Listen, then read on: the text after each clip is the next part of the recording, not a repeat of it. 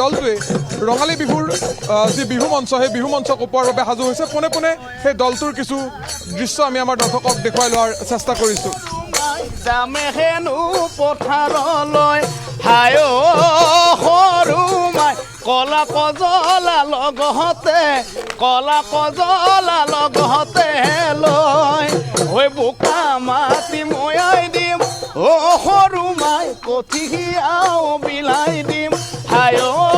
সৰু মাই পাৰিবিনে ৰুবলৈ মোৰে মনৰে ৰুৱনি হয়